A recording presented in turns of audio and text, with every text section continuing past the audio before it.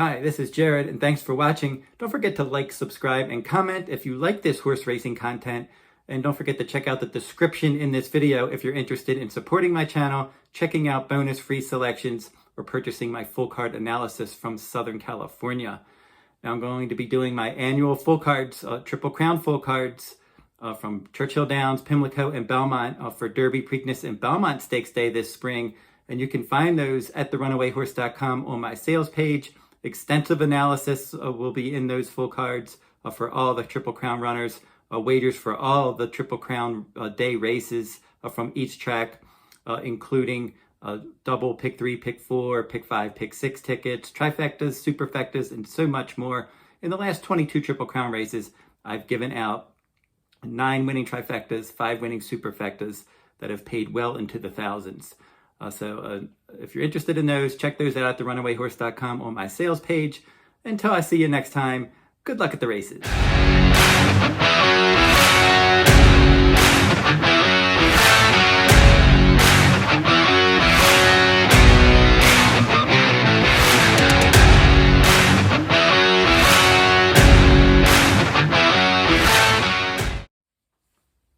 This is Jarrod Horak for therunawayhorse.com.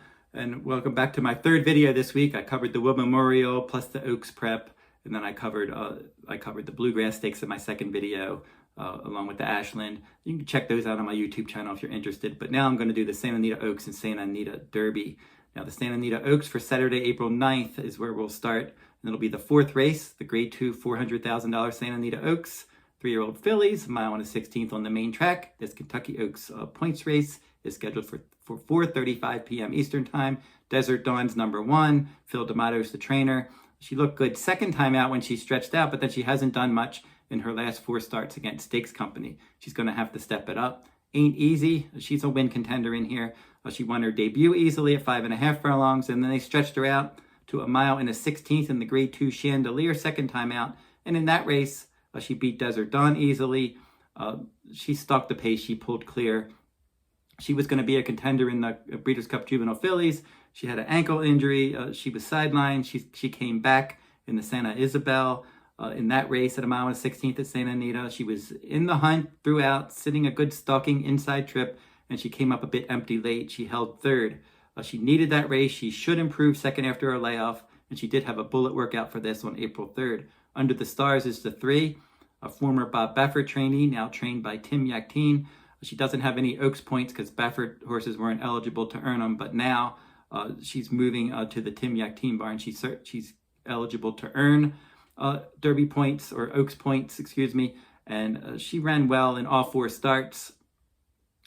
Actually, all 5 starts, excuse me, with 2 wins, a second and 2/3. She had back-to-back wins, a maiden win at 6 furlongs, and then the Santa Ynez, a Grade 2 at 7 furlongs. Santa Isabel, last time she stretched out, she was second, a half length behind her stablemate Ida.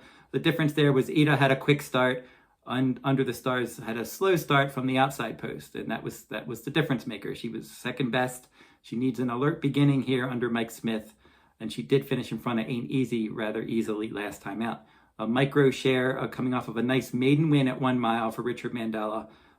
Before that, Adare Manor, the favorite in this race, beat her easily by 12 lengths. So she flattered Adare Manor when she came back and broke her maiden easily last time. This is a tough spot. Adare Manor, she's 3 to 5 morning line, and she won by a combined 24 lengths, back-to-back 12-length victories, maiden at 1 mile, the Grade 2 Las Virgenes at 1 mile for Bob Baffert in those races. Tim Yakteen has her now, and she could end up going right to the front in here. Comfortable outside post, a race with not a lot of pace. Either she's going to set the pace or she's going to be right there pressing from the outside. Obvious win contender in here. She certainly looks like the one to beat, and she's tough to go against. For my top 3, Ain't Easy will be my 3rd choice. I thought about putting her on top, but she's really going to have to run much better than she did last time out. She should be fitter, but she's going to have to be. Under the Stars, my 2nd choice. She ran well. She needs a clean break. If she can have a better break this time, it's not too late to think that she could handle 2 turns after just disappointing a little bit last time. But she was my top choice in the Santa Ynez, and then I thought she ran okay last time out after that slower start as the even money favorite. Tough to go against Adare Manor. Outside post, good early pressing speed in a short field, in a race that doesn't have a lot of pace. And she's just, speed figure wise, she's just faster than these. So if she just runs back to either of her other two starts, her last two starts, she's going to wire the field under John Velasquez. Now let's jump over and do the Santa Anita Derby, and that'll be the 6th race for April 9th, the Grade 1 $750,000 Santa Anita Derby. 3-year-olds, 1 1/8 on the main track. 5:45 p.m. Eastern Time is the post time. Happy Jack is number 1, 20 to 1. This was one of 2 Doug O'Neill trainees that will try to get involved late. This one's putting blinkers back on. He looked good in his maiden sprint win, and then they threw him in the Robert Lewis and the San Felipe. He was a distant third in the San Felipe in that race, beaten 10 lanes. So he wasn't really a threat in either of his stakes races. He's just like last time. I think he's going to save ground early. He's going to try to rally from off the pace and get a piece of this. Armagnac is number 2. Tim Yakteen, runner now, was in the Bob Baffert barn. So he is eligible to earn Derby points. Looked good stretching out. Second time out to break the maiden. Then in the San Felipe, he was 6th, beaten 27 lengths after getting involved early. Couldn't keep up with Forbidden Kingdom. He's not going to be able to keep up with Forbidden Kingdom again. Number 3, Forbidden Kingdom, is 6 to 5. He's romped in 3 of his, he's won in 3 of his 5 starts, and he hit the board in the other 2. He won his 5.5 furlong debut on dirt. They switched him to turf. He was 3rd in the turf sprint. Second time out, the Bob Hope Stakes. Messier beat him. He was 2nd best there. And then in his 2 starts this year, he's been excellent. The San Vicente at 7 furlongs. He got out there and he kept going, setting pretty quick fractions. San Felipe, he set some pretty quick fractions again. For that race, that San Vicente, he went 21-4, 44-2. In that mile in the 16th race, San Felipe last time out, 22-3, 45-4. So what he's been doing is just getting out there, running them off their feet, taking control early, spreading the field out, and then just overwhelming them with his early speed. Now that can work up to a certain point, but when you start to face better horses at longer distances, that can work against you. So we'll see how he ends up handling this extra distance, and he's meeting some pretty good horses, including Messier, who's already beaten him.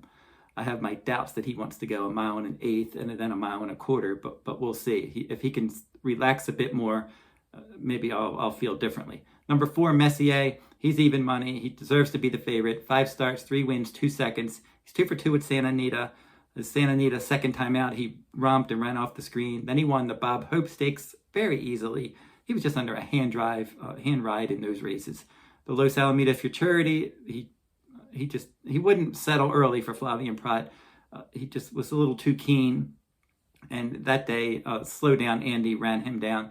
Now, Slow Down Andy is probably cut below some of the top contenders, but he's no slouch. He won the Sunland Derby recently. And then Messier came out of the Los Al Futurity, and he just ran off the screen, winning by 15 lengths in the Robert Lewis Stakes. That was one of the fastest Kentucky Derby points races this year, if not the fastest one. And he just got out there, set the pace from the inside post, and widened throughout. He doesn't need the lead, and I don't think he's going to get it in here. Win the day, number 5 for Doug O'Neill. He's the other one that I mentioned, Happy Jack, earlier. This one also could be rallying late. 6 furlong debut on turf. He rallied from 6th to finish 2nd. Second time out on turf, he ended up finishing 7th. Then they moved him to the main track, and he got a lot of pace help. 22-2 opening quarter. He was 11 lengths back in that 5-horse field. And then he really rolled home to win by 5. So that race really fell apart on the front end. But he did look good doing it, and he got the job done. But this is a much better field, and the horses up front aren't just going to cave like those horses did last time. Number 6, Taiba, moving from Bob Baffert to Tim Yakteen. They paid $1.7 million for this one, and he did not disappoint in his debut. He dueled on the lead, and he powered away to win by more than 7 lengths under John Velasquez. Mike Smith is going to ride this time. Outside post, very ambitious spot for his second career start. He's got a lot of ability. We'll see. He's giving up a lot of experience to some horses that are very sharp. So Taiba will be my third choice. I just think he's a bit up against it with the top runners, but he probably won't get embarrassed in here. He'll probably give a good account of himself, but I think the favorites are probably going to be too tough. Forbidden Kingdom's the one to catch, but I think that he will be caught this time. Doppelganger couldn't catch him last time. I picked Doppelganger maybe to reel him in, and then Doppelganger did not flatter Forbidden Kingdom when he came back, and he finished an odd 4th in the Arkansas Derby, where Doppelganger was trying to get the early lead, wasn't quick enough, then he stalked outside, then he weakened, then he came again to finish 4th. It was a very odd trip, but he was a non-threatening 4th in that race. And anyway, back to Forbidden Kingdom. He's, like I said, he's very fast early, but he uses, from an energy distribution standpoint, he uses a lot of early energy to get that lead and then just run them off their feet. And I don't know if he can do that to my top choice, Messier, because Messier's already reeled him in before at a shorter distance. And Messier just won at a mile and 16th by 15 lengths. He's got early pressing versatility. In Messier's 2 of his 3 wins, he rallied from off the pace, so he doesn't need the lead, and I think he can just stay within striking range. And I just think he's going to be better than Forbidden Kingdom at this mile and an 1/8 distance, and he's going to reel him in and qualify for the Kentucky Derby for trainer Tim Yakteen. So Messier, my top choice in the Santa Anita Derby. So that will wrap up this video and all of my Kentucky Derby and Kentucky Oaks points race videos this week. We got the Lexington Stakes next week. That'll be the final Derby prep, and I'll cover that one in video format. And then I'll be doing some other derbies as we head, other videos as we get closer to the Kentucky Derby. So that will wrap up my look at the Oaks and Derby points races now. And make sure to watch all of my Oaks and Derby videos this week. Like I said, I covered the Wood Memorial and the Gazelle in my first video. I covered the Ashland and the Bluegrass Stakes, and then I just covered the Santa Anita Oaks and Santa Anita Derby in this video. Busy week. Hope it's a profitable week. Until next time, good luck at the races.